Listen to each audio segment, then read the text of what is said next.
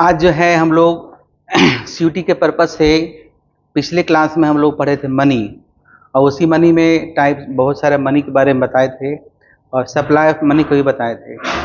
तो हम अभी जो पढ़ रहे हैं बिल्कुल ऑब्जेक्टिव पॉइंट ऑफ व्यू से पढ़ रहे हैं कि कहाँ से क्या क्वेश्चन आएगा। तो दो बैंक है कि सेंट्रल बैंक है, कॉमर्शियल बैंक, ठीक है। तो देखो ये जो बैंक है, बैंक में दो जगह से इम्पोर्टेंट क्वेश्चन पूछा जाता है। एक है central bank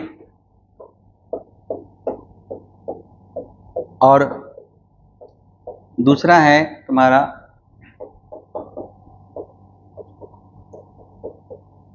commercial bank. Bharat में जो सेंट्रल में, सुनते जाइएगा, लिख सकते लिख लीजिए। भारत में जो सेंट्रल बैंक है आरबीआई को कहते हैं, है ना, लिखते चलो। RBI is central bank of the country, या भारत का जो सेंट्रल बैंक है, केंद्रीय बैंक है, वो आरबीआई है, रिजर्व बैंक ऑफ इंडिया है, ठीक है। नेक्स्ट पॉइंट लिखिए, Reserve Bank of India is situated in Mumbai, या headquarters of Reserve Bank of India is situated in Mumbai. RBI का मुख्यालय कहाँ है? मुंबई में है। आरबीआई यानी कि रिजर्व बैंक ऑफ इंडिया की जो स्थापना हुआ था वो 1935 में हुआ था। कब हुआ था? 1935 में। देखिए, the RBI was established in 1935, जो कि एक टाइम था 1934 में, लेकिन ये 1935 में स्थापित आपका हो गया था। बेसिकली आरबीआई की जो स्थापना हुई उसमें वो पहले एक प्राइवेट सेक्टर के रूप में था, और 1949 को 1949 को इट वाज नेशनलाइज, यानी after independence 1947 it was nationalise by the government of India by A special act. लेकिन 1935 में जब स्थापना हुआ था उसी वक्त हमसे बर्मा अलग हो गया था, यानी कि बर्मा भी एक स्पेशल प्रोविंस था ब्रिटिश इंडिया में जो अलग हो गया था। दैट मीन्स आरबीआई बर्मा, जो आज का म्यांमार है, का भी सेंट्रल बैंक के रूप में काम किया है।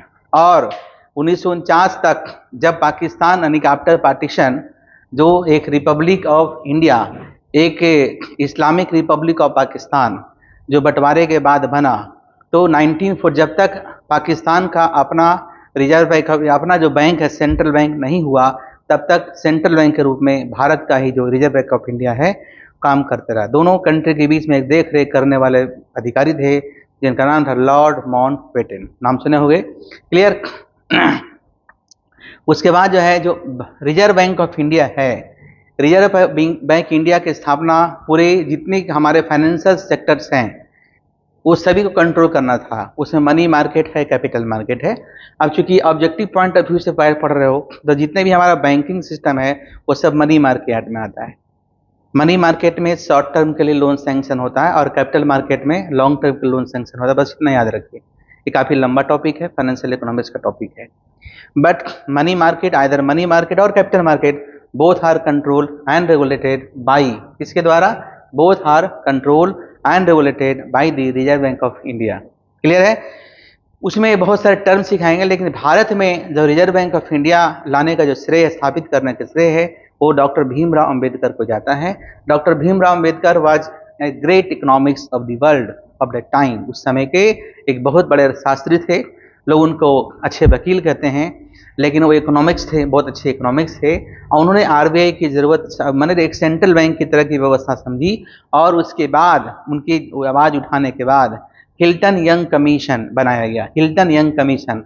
और भारत में हिल्टन यंग कमीशन के सिफारिश पर ही रिजर्व बैंक ऑफ इंडिया की स्थापना की। लिखो, RBI was established in India, RBI was established in India, RBI was established in India, RBI was established in India on the recommendation of, on the recommendation of, on the recommendation of, on the recommendation of Hilton Young Commission, on the recommendation of Hilton Young, YOUNG होगा, young commission. आगे लिखिए, it was nationalise in 1949. It was nationalized in 1949. In 1949 में या क्या किया गया, nationalise कर दिया गया। अब कुछ इंपॉर्टेंट फैक्ट्स हैं कि ऑब्जेक्टिव क्वेश्चन भाई इसका क्या काम है। तो सबसे पहले जो रुपया देखते हैं मार्केट में, वो 1 रुपया को छोड़कर, हालांकि 1 रुपया का नोट अब छपता भी नहीं है, 1 रुपया का नोट पर जो साइन होता था वो फाइनेंस सेक्रेटरी का होता था, याद रखिए। The signature on ₹1 in India was done by the finance secretary, लिख लो। The signature of ₹1 note in India, the signature on ₹1 in India was made by the finance secretary of the country. Finance secretary of the country. और रुपये पे sign किसका होता है? बाकी governor, reserve Bank of India के जो governor होते हैं उसके द्वारा।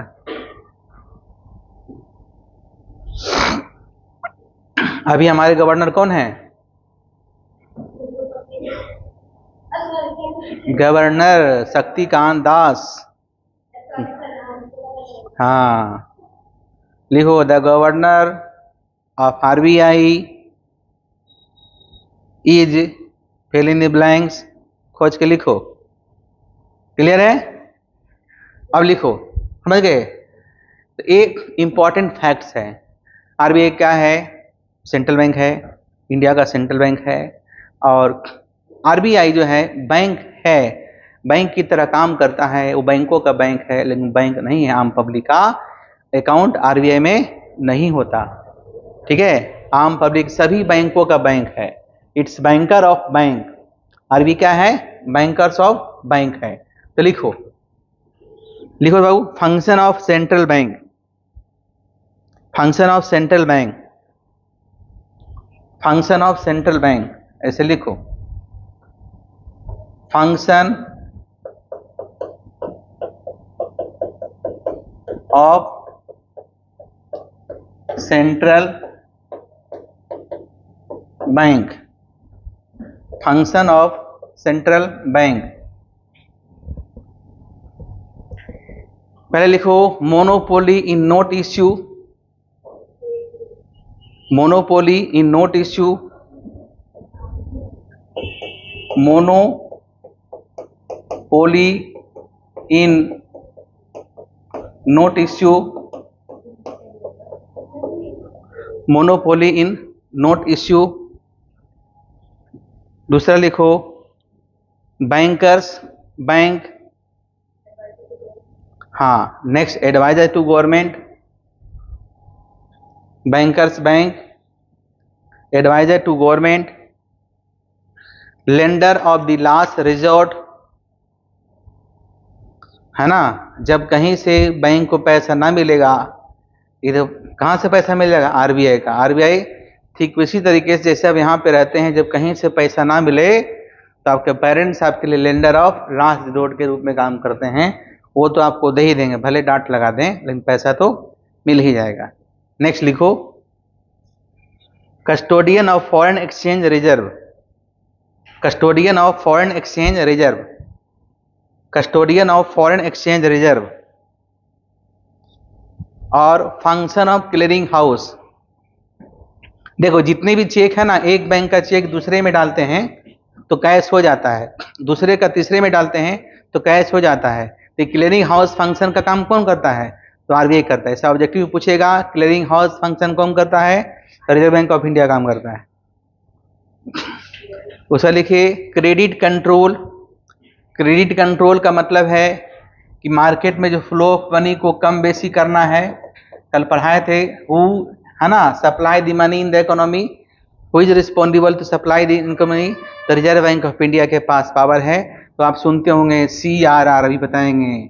आप सुनते होंगे SLR, cash reserve ratio, statutory liquidity ratio, ये सब के द्वारा हथियार है। और भी उसके पास राशनिंग ऑफ क्रेडिट, ये सारे हथियार है जिससे सप्लाई ऑफ मनी को कम। जैसे मान लिया कि अब चाहती है कि लोन मार्केट में ज़्यादा हो, तो भाई इंटरेस्ट रेट कम कर देगा। इंटरेस्ट रेट कब कम होगा? जब बैंक रेट कम होगा। बैंक रेट क्या होता है? तो बैंक रेट वह दर है जिस पर सेंट्रल बैंक कमर्शियल बैंक को लोन देती है लंबी अवधि के लिए। एक होता है रेपो रेट, तो रेपो रेट वह दर है जिस पर बैंक देती है लोन शॉर्ट टर्म के लिए। किसको देती है लोन? कमर्शियल बैंक को देती है कि नहीं? तो दोनों में क्या अंतर है? तो रेपो रेट के अंदर, रेपो रेट के तहत जो लोन लिया जाता है उसमें मॉर्गेज यानी गिरवी रखना होता है अपने पत्र को। किसको? तो सेंट्रल बैंक को। लेकिन बैंक रेट में ऐसा कुछ नहीं है, ठीक है। सीआरआर क्या होता है?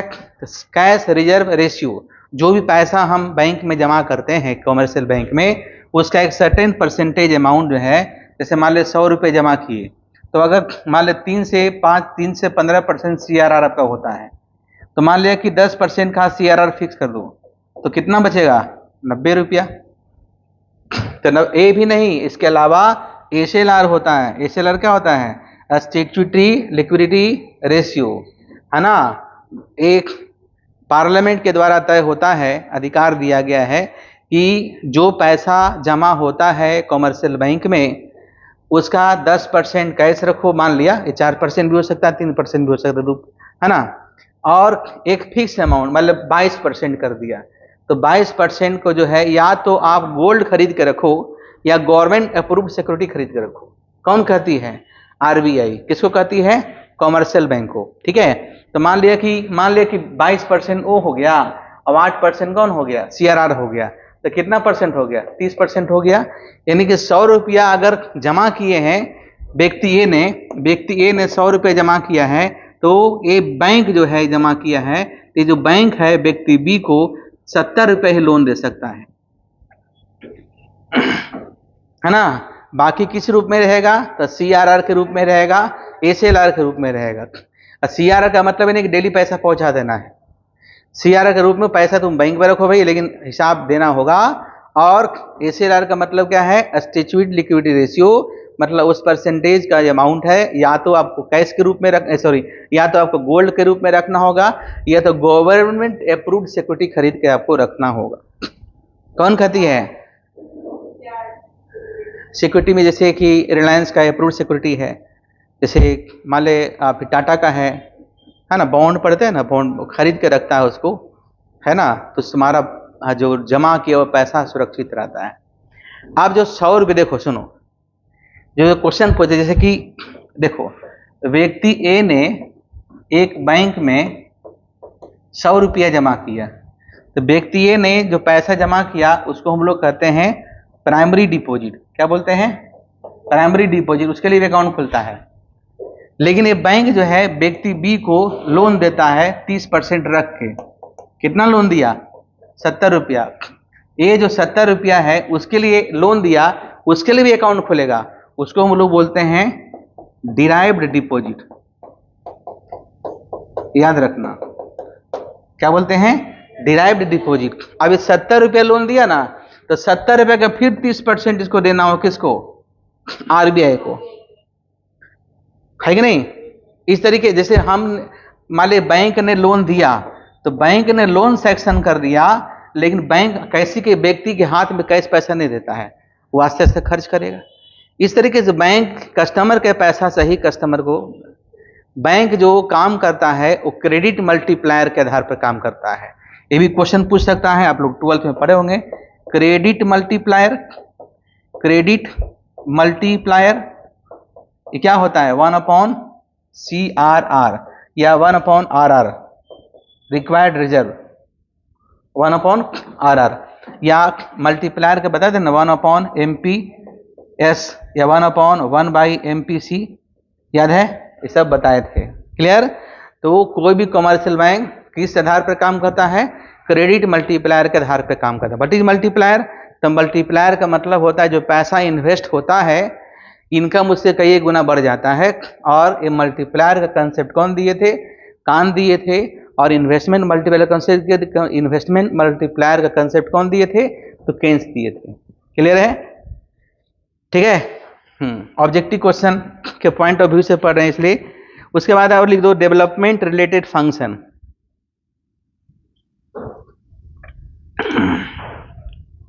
रिजर्व बैंक ऑफ इंडिया भी डेवलपमेंट रिलेटेड फंक्शन करती है। फिर लिख दो अदर फंक्शंस, लास्ट है, लिख दो अदर फंक्शन।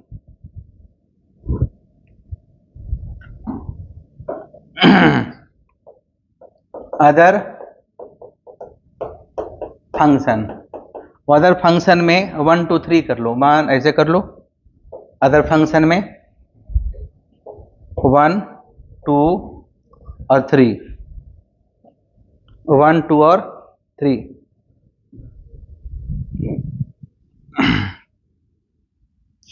पहला लिखो कलेक्शन ऑफ स्टैटिस्टिक्स, पहला लिखो collection of statistics.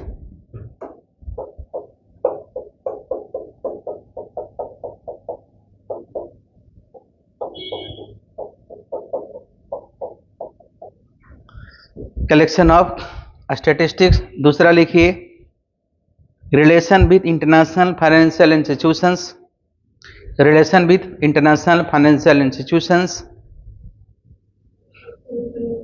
Financial institutions जैसे आईएमएफ है और आईबीआरडी है। आईएमएफ का फुल फॉर्म क्या होता है? International monetary fund. आईबीआरडी क्या होता है? International bank for reconstruction development. दोनों का स्थापना कब हुआ था? 1945 में हुआ था।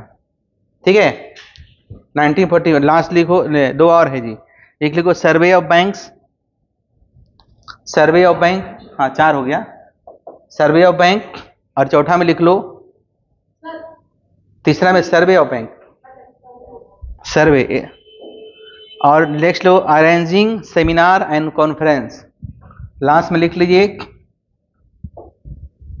अरेंजिंग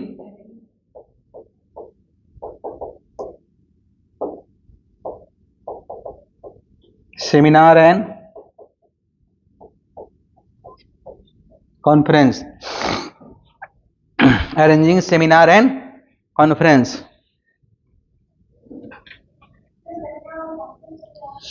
सेमिनार में जैसे हमारे यहाँ सेमिनार हो रहा है महिला सशक्तिकरण पे, तुम लोग को भी आना है। तो सेमिनार में तुम कोई पत्र लिखती हो, पत्र लिखती हो मतलब पत्र लिख मतलब चिट्ठी, वो नहीं, रिसर्च पेपर है ना, कि तुमने जब रिसर्च किया समाज में तो तुम महिला सशक्तिकरण के जो बात चल रही है वो तो सिर्फ बात ही में रह जाती है।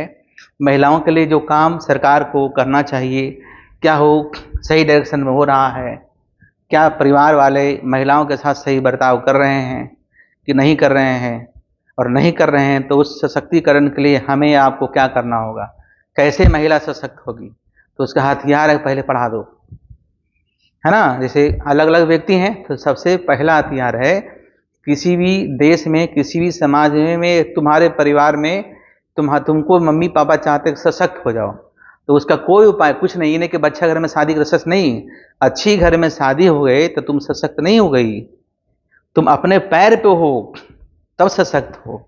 तुम पढ़ गए, लिख गए, आईएएस बन गए, आईपीएस बन गए, बैंक मैनेजर बन गए, प्रोफेसर बन गए, टीचर्स बन गए, है ना, तो पहला स्टेप, क्योंकि फाइनेंशियल इंक्लूजन जरूर हो। फाइनेंशियल वमेन एम्पावरमेंट की बात करें, देखो कोई समस्या क्यों होता है, फाइनेंशियली कोई पुअर होता है तभी हिम्मत नहीं करता है कि पति पीट रहा है फिर भी साथ में रह रहे हैं, डांट रहा है फिर भी साथ में रह रहे हैं, जुल्म सहते हैं। लेकिन जब आप फाइनेंशियल, हम सोचते हैं हम कहाँ जाएंगे, शादी हो जाने के बाद जब तक मम्मी पापा लड़कियों को सब तकता है, बाद में फिर भाई लोग रखता नहीं है समानता, अभी जितना है प्यार मोहब्बत सब खत्म हो जाता है। लेकिन जब तुम्हारे पास नौकरी होती है तो हिम्मत हमारे पास है, तो फाइनेंशियल ही इंक्लूज करना, शामिल करना, इसको लोग फाइनेंशियल इंक्लूजन करते हैं। और अगर समाज में सोशल इंक्लूजन चाहते हैं, महिलाओं को सबके साथ बैठे खाए पिए रहे, एक इक्वालिटी हो, तो सबसे पहला हथियार मेरे हिसाब से, अलग अलग व्यक्ति के हिसाब से, इंस्ट्रूमेंट है पढ़ा देना। जैसे आज बिहार सरकार जो देखते हो पोशाक योजना, साइकिल योजना, बस सरकार चाहती है कि महिला स्कूल कम से कम पहुंचे, देखे। जब शुरुआत में 25, अभी भी देखते हैं कि 25,000 रुपये मिला तो चलो फ्रिज ले आया, कोई टीवी ले आया, पायल ले आया, उससे सशक्त हो जाएगी, वो पैसा दिए पढ़ने के लिए। महिलाओं को, लड़कियों को ग्रामीण क्षेत्रों में लोग पढ़ने के लिए प्रमोट नहीं करते हैं, पैसा मिलता है तो कम से कम पढ़ाते, चलो 50,000 मिलेगा बीपीएससी के लिए, यूपीएससी के लिए 1 लाख मिलेगा, इस बहाने पढ़ाते हैं। तो लोग जब पढ़ लिख जाते हैं तो सशक्त हो जाते हैं। एनीवे, तो उसके लिए पेपर लिखना, तो हमारे एक कॉन्फ्रेंस हो रहा है, सेमिनार हो रहा है, जिसमें आप सभी भाग ले सकते हैं। महिला सशक्तिकरण पर आप बोल सकते हैं। क्लियर? तो जो रिसर्च करते, जैसे तुम 20 महिला से मिली या 30 महिला से मिली, तो तुम 30 महिला में कहेगा 29 नहीं हम ठीक, मतलब बहुत दिक्कत है। कोई बोलता है भाई पीटता है, कोई बोलता है मम्मी पीटती है, कोई बोलता है कि डांटती है, कोई बोलता है कि कम उम्र में शादी करा दिया है, कोई बोलता है कुछ, मतलब अलग अलग समस्या बोलता है। कोई कहता है कि हम क्या करेंगे, डिसाइड भाई लेता है। कोई हम क्या करें डिसाइड, तो नौकरी तुम्हारा होगा, डिसाइड करते चचा जी कि तुम जाओगे ज्वाइन करने के लिए नहीं। ये समस्या होती थी ना, समाज आज भी होती है। लेकिन जब आज की लड़कियां जब पढ़ लिख जाती है, उसका नौकरी हो जाता है, तो माँ बाबूजी कभी विरोध ज़्यादा नहीं करते हैं। वो बताती है मम्मी नौकरी होने जा रहा है, ज्वाइन कर लेती है जाके।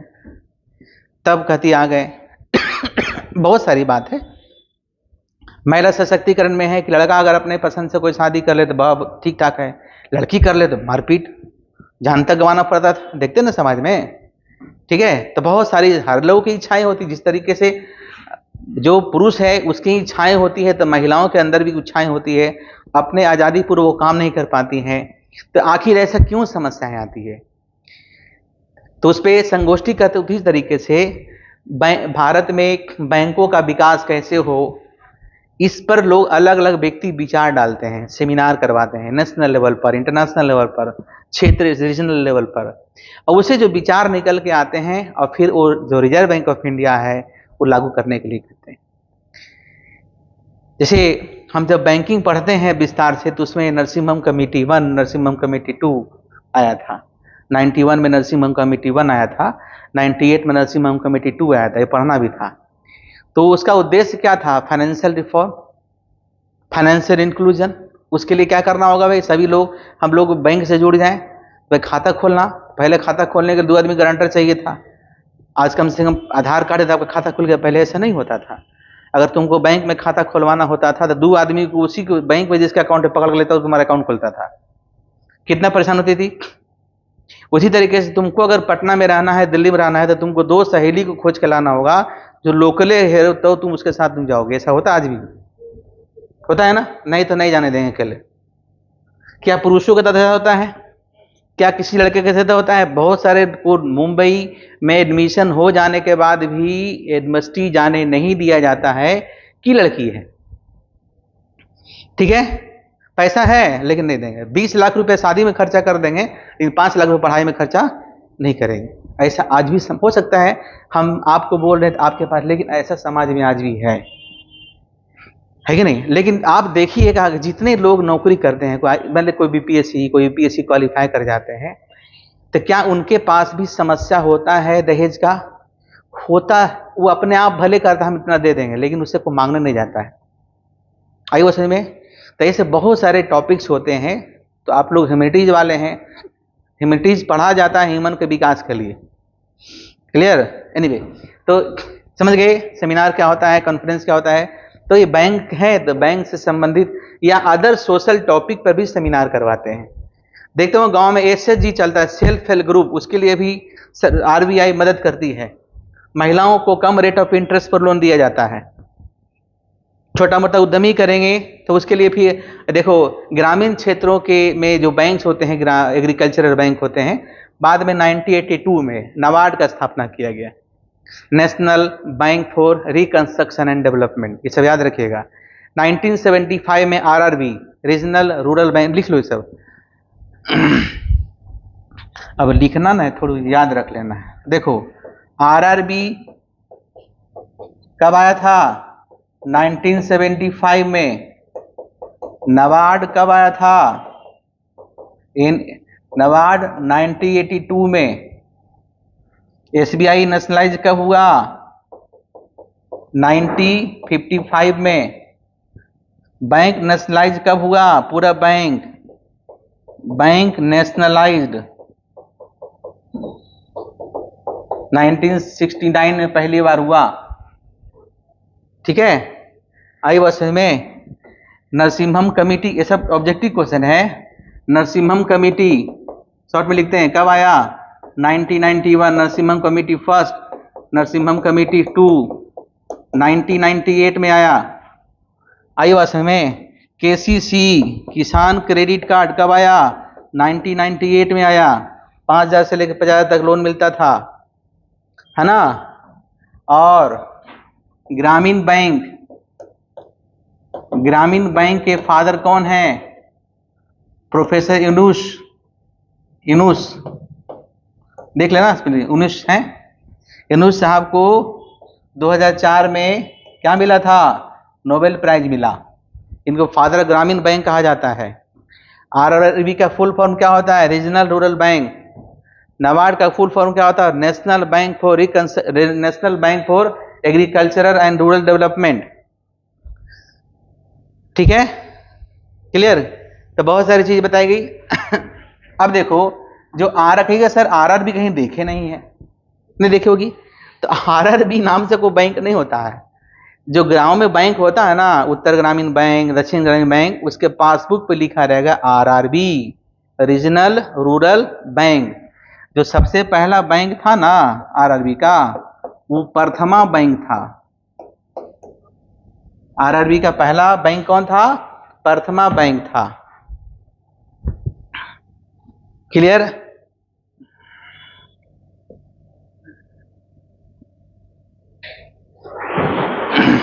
एचडीएफसी आज प्राइवेट बैंक, लेकिन कभी सरकारी बैंक हुआ करता था।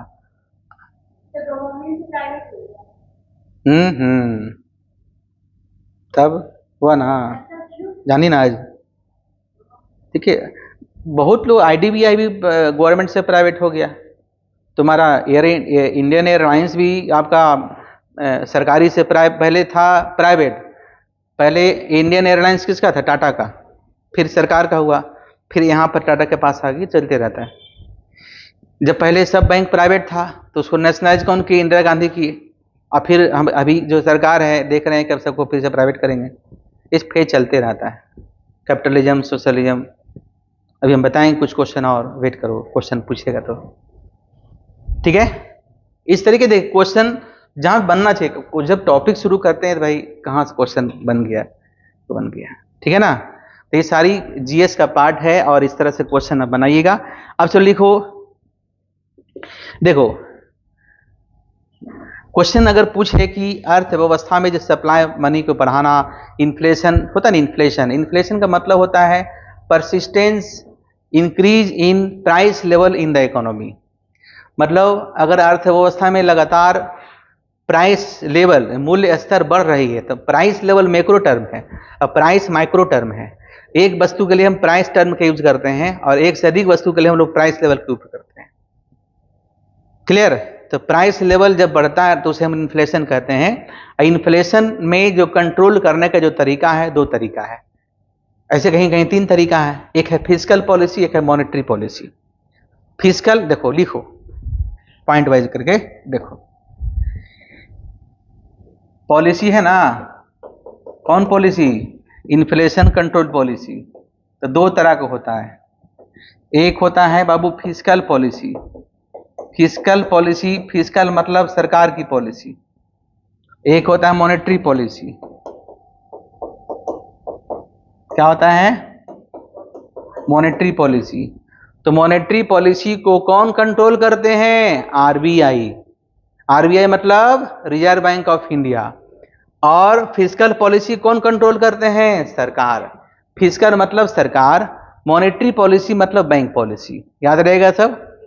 ठीक है। एक होता है प्राइस पॉलिसी। तो price policy is also control and regulated by the आपका जो है गवर्नमेंट, वो गवर्नमेंट के द्वारा होता है। कोई दिक्कत? अब चलो, इतने सारे चीज सीखे, चूंकि लिखा नहीं रहे हैं क्योंकि लिखना ही नहीं है, टिक लगाना है। अब आ जाओ, method of control, credit control.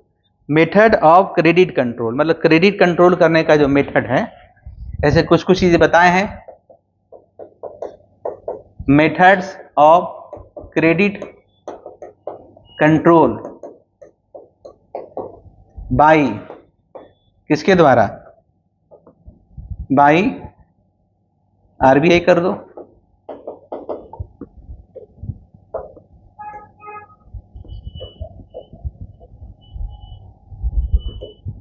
पहला तरीका, दूसरा तरीका। पहला तरीका है, ठीक है, पहला तरीका है क्वांटिटेटिव मेथड, दूसरा है क्वालिटेटिव मेथड, है ना। पहला है क्वांटिटेटिव मेथड और दूसरा है क्वालिटेटिव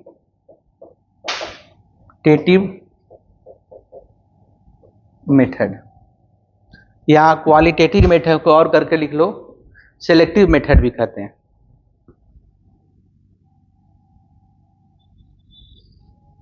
है कि नहीं। अब इसे पूछता है ना कि निम्नलिखित में से कौन सा क्वालिटेटिव मेथड, क्वांटिटेटिव मेथड है और कौन सा क्वालिटेटिव मेथड है, तो इसके अंदर लिख लेना ऐसे कर, जैसे भी है ना, जगह यहाँ पे नहीं है, इसके अंदर जैसे क्वांटिटेटिव मेथड लिखे ना, इसको ऐसे करके ऐसे ऐसे करके लिख लीजिएगा। पहले लिखिए बैंक रेट बताए हैं, दूसरा लिखो ओपन मार्केट ऑपरेशन,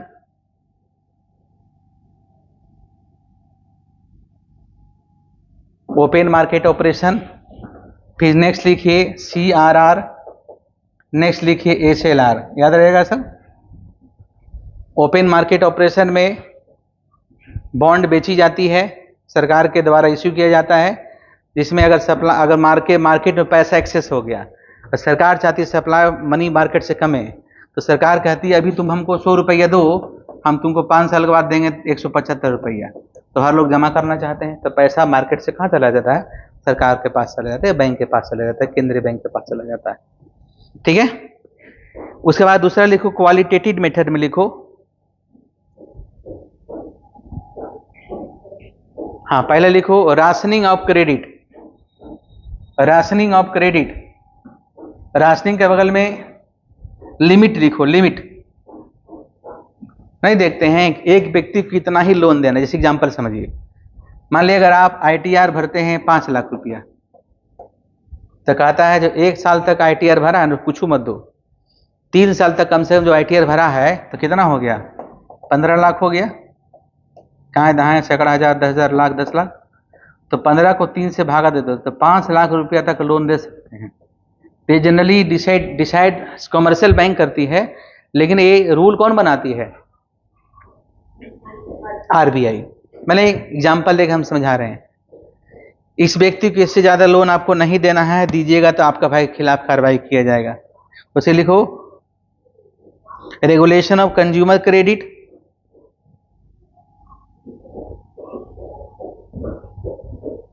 जब आप लोन लेने जाते हैं ना तो देखते हैं कि आपका सिविल स्कोर क्या है, उसके आधार पर लोन मिलता है, आपको EMI पे सामान मिलेगा कि नहीं मिलेगा, ये सब कौन डिसाइड करते हैं, जो ये सारा रूल्स होता है वो RBI के द्वारा तय किया जाता है। नेक्स्ट लिखिए change in margin requirement, change in margin requirement, जैसे देखो, जैसे तुम्हारे पास तुम लोन लेने के लिए गए और तुम्हारे पास एक कोई सामान है, जमीन है, तो जमीन तुम्हारा अगर 100 रुपया का है तो कोई भी बैंक तुमको 100 रुपये लोन नहीं देगा, देखो जी लोन नहीं देगा, तुम लोन लोगे उसके इंटरेस्ट होगा, तो कहता है हम 30% मार्जिन रख के लोन देंगे, मतलब 100 रुपया का अगर संपत्ति है तो 70 रुपया ही लोन देंगे, 100 रुपया का गोल्ड है तो हम आपको 60 रुपया ही लोन देंगे, क्योंकि तुम लेके भागोगे तो उसका इंटरेस्ट कौन देगा, है ना। इसलिए 100 रुपये का सोना है तो 100 रुपया गोल्ड लोन नहीं मिलेगा, कम मिलेगा, ठीक है। उस भी जांचा जाए कितना सोना उसमें है नहीं है। उसके बाद नेक्स्ट लिखो मोरल सुएशन, मोरल सुएशन मतलब बातों से समझाना, जैसे सहारा इंडिया को, नीरव मोदी को, है ना, ललित मोदी को बातों से समझाया गया, नहीं समझे तो क्या हो गया, लिखो डायरेक्ट एक्शन, उसके खिलाफ एक्शन ली जाती है, उसके लाइसेंस रद्द कर दी जाती है, उस पर रोक लगा दी जाती है। सहारा इंडिया पर रोक लगा हुआ है ना, ठीक है। लास्ट में लिखो पब्लिसिटी,